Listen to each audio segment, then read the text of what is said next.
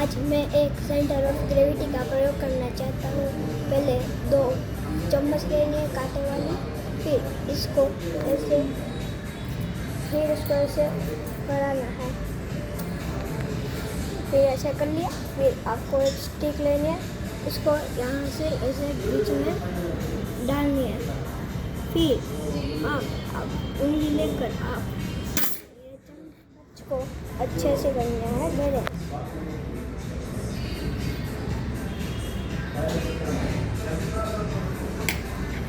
ऐसे अच्छे से आपको उसके अंदर डाल देंगे।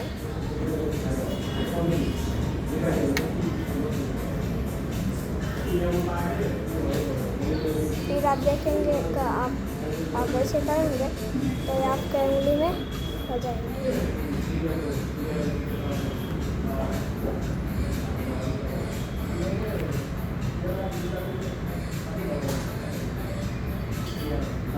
Thank you.